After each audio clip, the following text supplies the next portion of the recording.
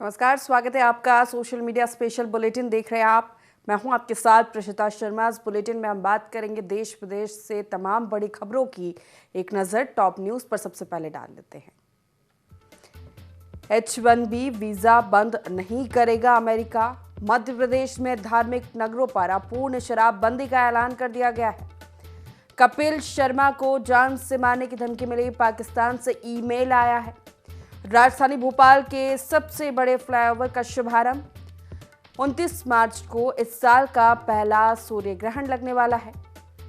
कर्तव्य पथ पर महाकुंभ की झांकी नजर आने वाली है। दंतेवाड़ा में 2 किलो का आईडी बरामद किया गया है। फौजी ने दरिंदगी की अपनी सारी हदें पार कर दी। 38वें राष्ट्रीय खेलों की तैयारियां तेज हो गई है। जांजगीर चांपा की महिला ईंट पत्थर खाती है। ये तमाम बड़ी खबरें जिन पर आज हम चर्चा करने वाले हैं। इस बुलेटिन में शुरुआत करेंगे। अमेरिकी राष्ट्रपति डोनाल्ड ट्रंप ने H-1B वीजा पर भारतीयों के लिए बड़ी राहत का ऐलान किया है। ट्रंप ने कहा कि ये वीजा बंद नहीं होंगे। अमेरिका को टैलेंट की जरूरत है। उन्होंने कहा कि हमें सिर्फ इंजीनियर ही नहीं चाहिए, अन्य जॉब्स के लिए भी बेस्ट प्रोफेशनल्स आने चाहिए। ये अमेरिकियों की ट्रेनिंग भी देंगे। आपको बता दें कि अमेरिका में इस हाई स्केल वीजा को पाने वालों में भारतीय पहले नंबर पर है। 2024 में जारी कुल 2,80,000 H-1B में से भारतीयों को करीब 2 लाख वीजा मिले थे। अगले महीने वॉशिंगटन में भारतीय प्रधानमंत्री नरेंद्र मोदी और ट्रंप की मुलाकात भी हो सकती है। भारत और अमेरिका के डिप्लोमेट्स ने इसके लिए द्विपक्षीय तैयारियां तेज कर दी हैं। नॉन एग्रीमेंट वीजा होता है H-1B अमेरिका के लिए। आपको बता रहे हैं ये वीजा क्या होता है। अमेरिकी कंपनियों को विशेष तकनीकी दक्षता वाले पदों पर विदेश पेशेवरों को नियुक्त करने की अनुमति इस वीजा के जरिए होती है। इस वीजा के जरिए टेक्नोलॉजी सेक्टर की कंपनियां हर साल भारत और चीन जैसे देशों से हजारों वर्कर्स की नियुक्ति करती है। H-1B वीजा खास पेशे जैसे IT professional, architectures, health professional से जुड़े लोगों को मिलता है। प्रोफेशनल्स जिन्हें जॉब ऑफर होता है उन्हें यह वीजा मिल सकता है। H-1B अमेरिका के लिए नॉन एग्रीमेंट वीजा होता है और ये राहत है भारतीयों के लिए कि अमेरिका ये बंद नहीं करेगा। ट्रंप ने ऐलान किया है। उन्होंने कहा है कि हमें प्रोफेशनल्स की ज़रूरत है, सिर्फ इंजीनियर्स नहीं, और भी क्षेत्रों में जॉब्स के बेस्ट प्रोफेशनल्स की ज़रूरत हमें है। इसीलिए H-1B वीज़ा बंद नहीं होगा।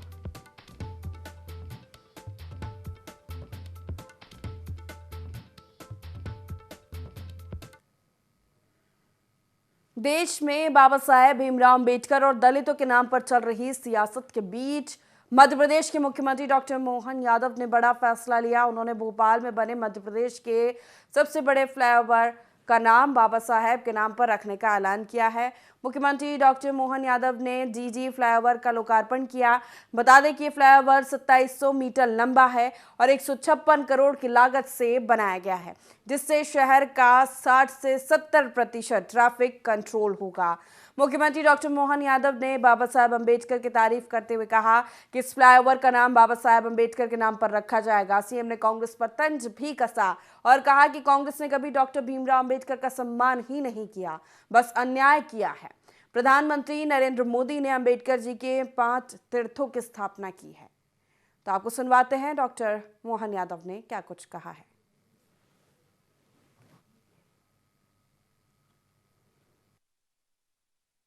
भोपाल देश के अंदर एक विशेष स्थान रखता है और मध्य प्रदेश की तो राजधानी है। ऐसे बहुत लंबा ब्रिज जिससे पूरा एक तरह से भोपाल की जीवन रेखा है। यहाँ सुगम यातायात के लिए, सब प्रकार के लोगों की सुविधा के लिए, विकास के मामले में सरकार लगातार सौगात देगी। आज इस डॉक्टर भीमराव अंबेडकर के नाम पर इस ब्रिज का लोकार्पण किया है। 156 करोड़ की लागत से बड़ा ब्रिज सबके लिए काम आएगा। बहुत धन्यवाद।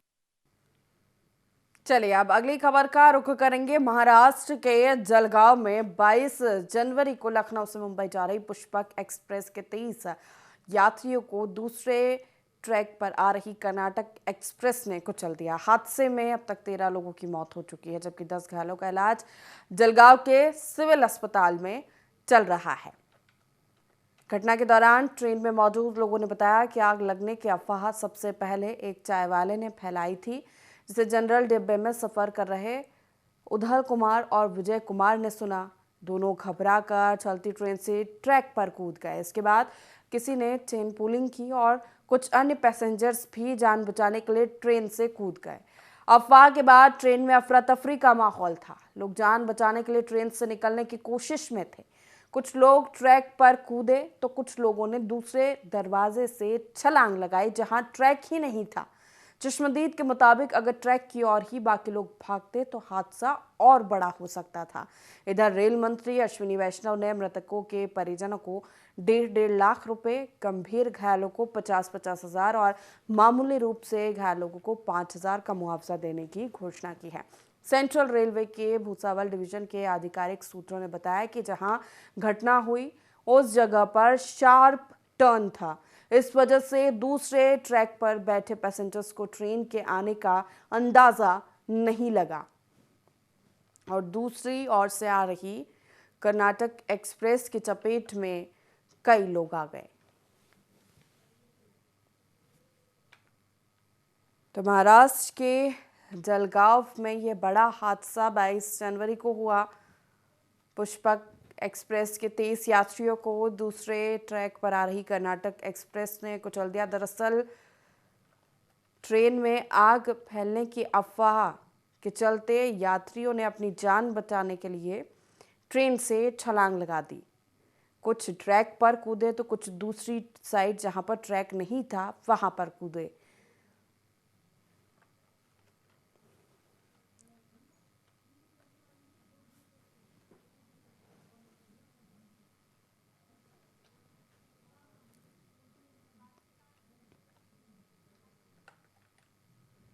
अगली खबर का रुख करेंगे। कॉमेडियन कपिल शर्मा को पाकिस्तान से ईमेल के जरिए जान से मारने की धमकी मिली है। कपिल के अलावा एक्टर राजपाल यादव, कोरियोग्राफर रेमो डिसूजा और कॉमेडियन सुगंधा मिश्रा को भी ये धमकी भरे ईमेल्स आए हैं। ईमेल में लिखा गया है, हम आपकी एक्टिविटी पर नजर बनाए हुए हैं, हम आपके ध्यान में सेंसिटिव मामला लाए हैं। ये कोई पब्लिक स्टंट या आपको परेशान करने की कोशिश नहीं है। हमारी आपसे रिक्वेस्ट है कि इसे बहुत गंभीरता से लें और गोपनीयता बनाए रखें। पाकिस्तान से आई ईमेल के आखिर में लिखा है, अगर ऐसा नहीं किया तो ये आपकी प्रोफेशनल और पर्सनल लाइफ पर असर डाल सकता है। हम अगले 8 घंटे में इस ईमेल का रिएक्शन चाहते हैं। ऐसा नहीं किया तो हम मान लेंगे कि आपने इसे गंभीरता से नहीं लिया। हम आपके खिलाफ एक्शन लेंगे। हम विष्णोई नहीं हैं। जानकारी के मुताबिक ईमेल विष्णु नाम से भेजा गया है। इसमें दावा किया गया है कि वे सेलिब्रिटीज की एक्टिविटी पर नजर रखे हुए हैं। इस मामले में मुंबई पुलिस ने अज्ञात व्यक्ति के खिलाफ बीएनएस की धारा 351 के तहत केस दर्ज कर लिया है। पुलिस ने जांच शुरू कर दी है। हालांकि कपिल शर्मा, राजपाल यादव, रेमो डिसूजा का इस पर ऑफिशियल बयान अब तक सामने नहीं आया है। 30 साल में जिन सेलेब्स को धमकी भरे ईमेल्स या धमकियां मिली, आपको बता रहे हैं। सलमान खान को 2018, 19, 22, 23, 24 यानी लगातार 5 साल उन्हें धमकियां मिली। अमिताभ बच्चन को 2023 में, कंगना रनौत को 2020 और 2024 में धमकी भरे ईमेल्स मिले। संजय दत्त को 1994 में, आमिर खान को 2005 में, अक्षय कुमार को 2013 में धमकी मिली थी। शाहरुख खान को 2014, 2023 और 2024, दीपिका पादुकोण को 2017 में।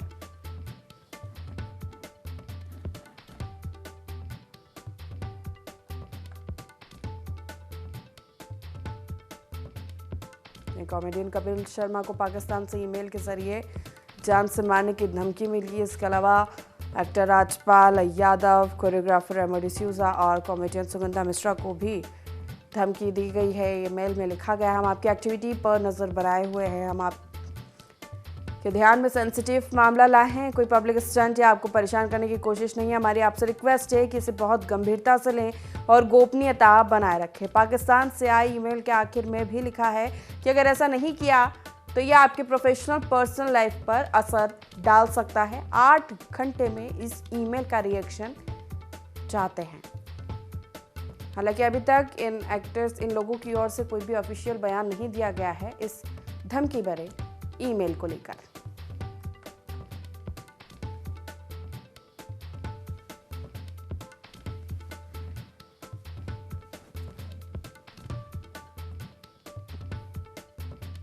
ग्रहण, जो कि हिंदू धर्म में अशुभ माना जाता है, इस साल का पहला सूर्य ग्रहण बहुत खास माना जा रहा है। इसका शनि से गहरा संबंध बताया जा रहा है। सूर्य ग्रहण का धार्मिक और वैज्ञानिक दोनों महत्व है। विज्ञान के नजरिए से सूर्य ग्रहण सिर्फ एक खगोलीय घटना है। इसमें सूर्य ग्रहण तब लगता है जब चंद्रमा पृथ्वी और सूर्य के बीच आ जाता है। वहीं शास्त्रों के अनुसार राहु अपना बदला लेने के लिए समय समय पर सूर्य को ग्रस्त खाता है, तब सूर्य ग्रहण लगता है। इस साल 2025 का पहला सूर्य ग्रहण कब लग रहा है, क्या है, भारत में दिखाई देगा, ये पूरी जानकारी आपको बता रहे हैं। 29 मार्च को इस साल का पहला सूर्य ग्रहण लगने वाला है। इस दिन चैत्र अमावस्या है। इसके अगले दिन से हिंदू नववर्ष और चैत्र नवरात्रि की शुरुआत होगी। सूर्य ग्रहण 29 मार्च 2025 को दोपहर 2:21 से शाम 6:14 तक रहेगा। यह आंशिक सूर्य ग्रहण होगा जो मीन राशि और उत्तर भाद्रपद नक्षत्र में लगेगा। साल 2025 का पहला सूर्य ग्रहण रात को लगने के कारण भारत में दिखाई नहीं देगा, इसलिए इसका सूतक काल भी मान्य नहीं होगा। सूर्य ग्रहण का सूतक ग्रहण लगने से 12 घंटे पहले शुरू हो जाता है, लेकिन भारत में नहीं दिखाई पड़ने से नहीं माना जाएगा। 29 मार्च को इस साल का पहला सूर्य ग्रहण लग रहा है। ये आंशिक सूर्य ग्रहण होगा। स्वीडन, पोलैंड, पुर्तगाल, Norway, Ukraine, Switzerland, England, America के पूर्वी क्षेत्रों में इस ग्रहण को देखा जाएगा।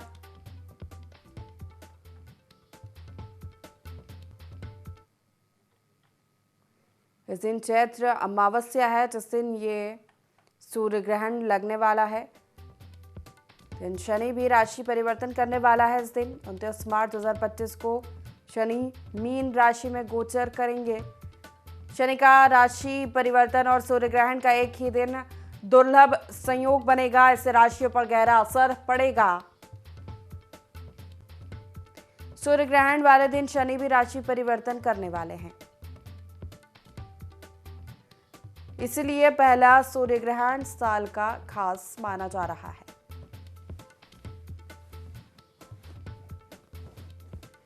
यह आंशिक सूर्य ग्रहण होने वाला है।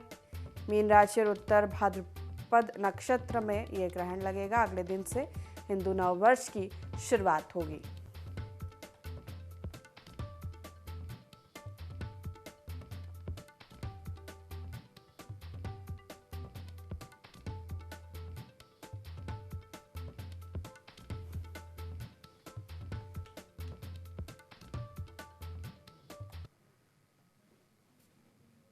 तो गणतंत्र दिवस पर दिल्ली में होने जा रहे कार्यक्रम को लेकर तैयारियां तेज हो चली है। दिल्ली के कर्तव्य पथ पर इस बार गणतंत्र दिवस के मौके पर उत्तर प्रदेश के महाकुंभ की झांकी दिखेगी। इसके लिए सभी जरूरी तैयारियां की जा रही है। महाकुंभ 2025 का आयोजन इस बार एक नई दिशा में हो रहा है, जिसमें आध्यात्मिकता, धरोहर, विकास और डिजिटल प्रगति का संगम होगा। इस आयोजन के तहत गणतंत्र दिवस परेड में नई दिल्ली के कर्तव्य पथ पर एक भव्य झांकी प्रस्तुत की जाएगी, जो महाकुंभ के ऐतिहासिक महत्व और सांस्कृतिक धरोहर को दर्शाएगी। इस झांकी में एक ट्रैक्टर के आगे अमृत कलश की भव्य प्रकृति दिखाई जाएगी, जिससे अमृत धारा प्रभावित हो रही होगी। शंखनाद, आचमन और साधना करते साधु संतों के दृश्य और संगम में डुबकी लगाते श्रद्धालु महाकुंभ की आध्यात्मिक ऊर्जा को जीवंत करेंगे। झांकी के पैनल पर अखाड़ों और श्रद्धालुओं को म्यूरल और एलईडी स्क्रीन के माध्यम से दिखाया जाएगा, जो शाही स्नान के लिए जाते हैं। इसके अलावा समुद्र मंथन की पौराणिक कथा को भी चित्रित किया जाएगा, जिसमें हलाहल विष, कामधेनु, ऐरावत हाथी, शंख, धन्वंतरी जैसे 14 रत्नों का चित्रण होगा, जो महाकुंभ की ऐतिहासिकता और धार्मिक महत्व को रेखांकित करने वाले हैं। तो दिल्ली में गणतंत्र दिवस पर होने जा रहे कार्यक्रम में कर्तव्य पथ पर महाकुंभ की झांकी की झलक दिखेगी। गणतंत्र दिवस के जश्न में कर्तव्य पथ पर यह झांकी दिखने वाली है।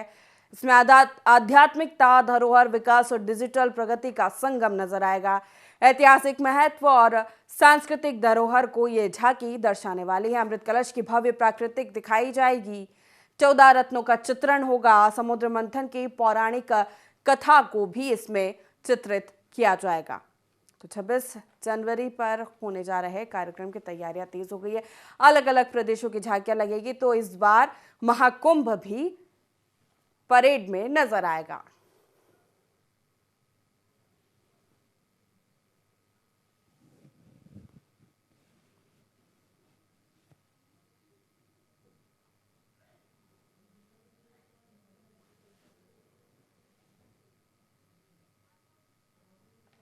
तो अमृत कलश की भव्य प्रतिकृति दिखाई जाएगी। महाकुंभ की झलक गणतंत्र दिवस पर दिल्ली में देखने को मिलेगी कर्तव्य पथ पर।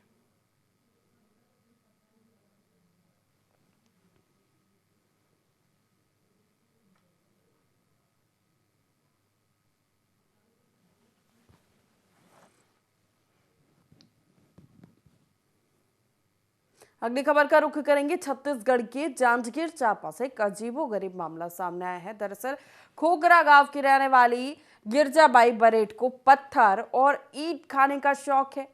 गिरजाबाई ने बताया कि उन्हें कई सालों से कुरकुरिया पत्थर, ईंट और चूना खाने की लत लगी है।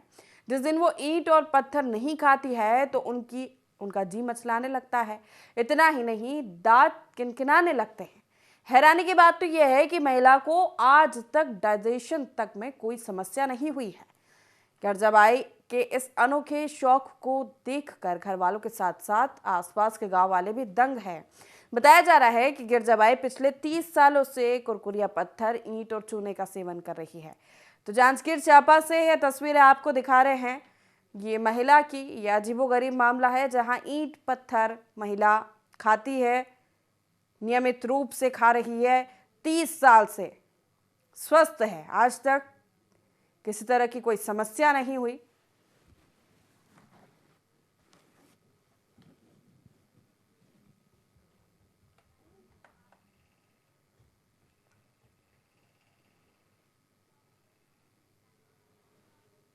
अगली खबर दंतेवाड़ा से आपको बता देते हैं, जहां सुरक्षा बलों को बड़ी सफलता, बड़ी कामयाबी यहां पर मिली है। 2 किलो का आईडी बरामद किया सुरक्षा बलों ने, फिर उसे डिफ्यूज किया है। एसपी रामकुमार वर्मन ने इसकी पुष्टि की। अरनपुर थाना क्षेत्र का मामला बताया जा रहा है। देखिए, लगातार सुरक्षा बलों द्वारा ऑपरेशंस चलाए जा रहे हैं। नक्सलियों के खिलाफ छत्तीसगढ़ में नक्सलवाद अंतिम सांसें ले रहा है। मुठभेड़ चल रही है तो कई आईडी बरामद किए जा रहे हैं। दंतेवाड़ा से तस्वीर आपको दिखा रहे हैं, जहां 2 किलो का आईडी सुरक्षा बल के जवानों ने बरामद किया है। ये कामयाबी सुरक्षा बलों को मिली है। इसे फिर डिफ्यूज किया गया और तेज धमाका डिफ्यूज करने पर हुआ है।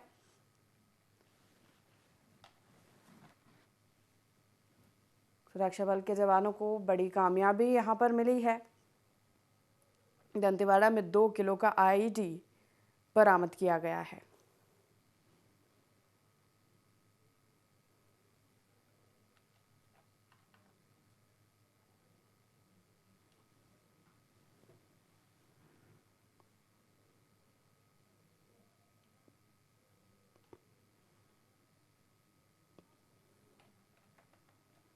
तो एसपी राम कुमार बर्मन ने इसकी पुष्टि की है। अरनपुर थाना क्षेत्र का मामला बताया जा रहा है, जहां 2 किलो का आईडी बरामद कर डिफ्यूज किया है। नक्सलियों के मंसूबों को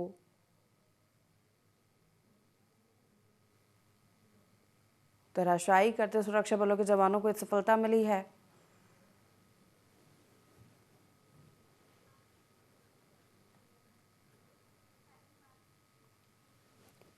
तेलंगाना में सेना से रिटायर्ड एक शख्स ने अपनी पत्नी की हत्या करने के बाद मानवीयता की हदें पार कर दी है।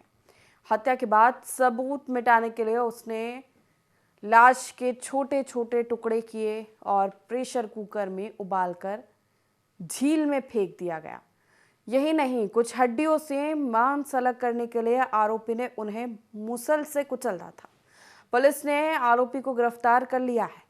रंगारेड्डी जिले के मीरपेट की ये घटना है, जहां रिटायर्ड फौजी ने दरिंदगी की सारी हदें पार कर दी है। पुलिस ने बताया कि पिछले 5 साल से पति पत्नी अपने 2 बच्चों के साथ वेंकटेश्वर कॉलोनी में रह रहे थे।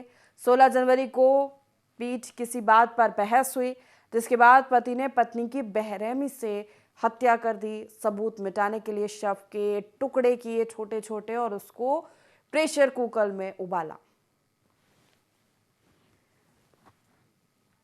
हालांकि पुलिस ने आरोपी को गिरफ्तार कर लिया है। बताया जा रहा है पिछले कुछ सालों से पति पत्नी के बीच विवाद चल रहा था। 16 जनवरी को भी किसी बात पर विवाद हुआ। उसके बाद पति ने इस दरिंदगी भरी वारदात को अंजाम दिया।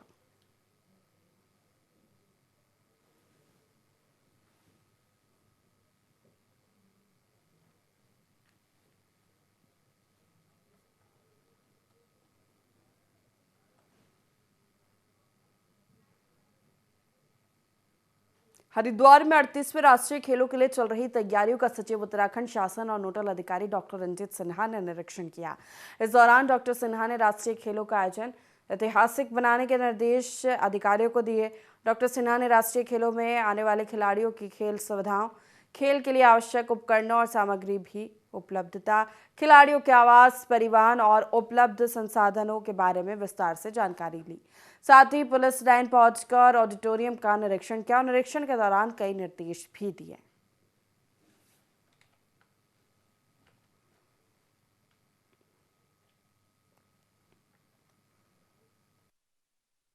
जो राष्ट्रीय खेल हमारे 38वें राष्ट्रीय खेलों में है, उसका 29 तारीख से वो स्टार्ट होने हैं। उसी के लिए हमारे जो सांस्कृतिक कार्यक्रम का एक आयोजन किया गया है, जिसमें सारे लोग इन्वॉल्व हों, ताकि ज़्यादा से ज़्यादा लोग तक इसकी जानकारी जा सके और सब लोगों का इसमें प्रचार हो सके। इसलिए आज की जो सांस्कृतिक कार्यक्रम रखा गया है, रोशनाबाद स्टेडियम में रखा गया है। इसको कार्यक्रम के बाद हमारा एक गंगा आरती का प्रोग्राम है, जिसमें हमारी मशाल वहाँ पर जाएगी, जिसका नाम तेजस्विनी है।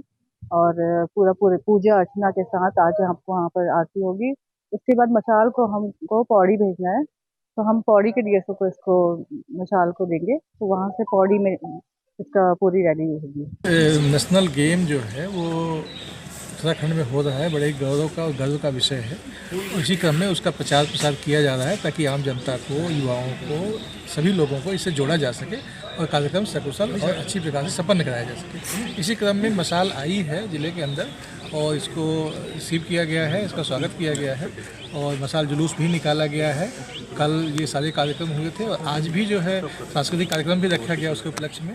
बाकी हमारे मौली जो 3 मैस्कट्स आए हुए हैं, वही पूरे जनपद में घूम रहे हैं, जगह जगह विद्यालयों में, कॉलेजों में, डिग्री कॉलेजों में, सब जगह घूम घूम के प्रचार प्रसार कर रहे हैं। लोग इससे जुड़ रहे हैं और इससे जो नेशनल गेम्स हमारे हैं उसको सकुशल संपन्न कराने में, आम जनता को जोड़ने में जो है हमें सुविधा।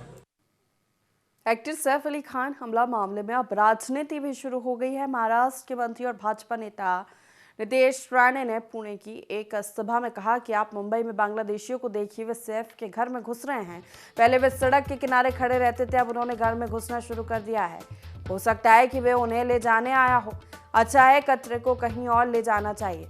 राणे ने कहा कि मैंने देखा जब वे हॉस्पिटल से निकल रहे थे, मुझे शक है कि सैफ अली खान पर हमला हुआ या वे एक्टिंग कर रहे थे। वे पैदल जाते हुए डांस कर रहे थे। एनसीपी शरद पवार की नेता सुप्रिया सुले और जितेंद्र आभार सैफ अली खान, शाहरुख खान के बेटे और नवाब मलिक को लेकर ही चिंता जताते हैं। जब किसी हिंदू एक्टर पर हमला होता है तो ये लोग कभी आगे नहीं आते।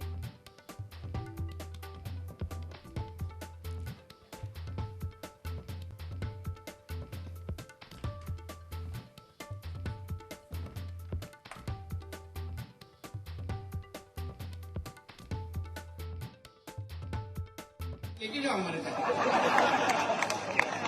त्याला तो एवढा तो असा बाहेरून चालत होता मलाच संशय याला काय घरात चाकू मारला बाहेर बघा त्या बांगलादेश पहिले काय करतात त्या मुंबईमध्ये त्याशिवाय पहिले खानच्या घरात घुसले म्हणजे नालायक बघा किती आहेत पहिला फक्त नाक्यावर उभा राहायचे आता घरात घुसायला लागलेला आहे कदाचित त्याला घेऊन जायला आले असतील हे घाण लेकी जेव्हा मरत त्याला तो एवढा तो असा बाहेरून चालत होता मलाच संशय याला काय घरात चाकू मारला। इसी के साथ सोशल मीडिया की खास खबरों में इतना ही। बने रहिए IND24 के साथ। नमस्कार।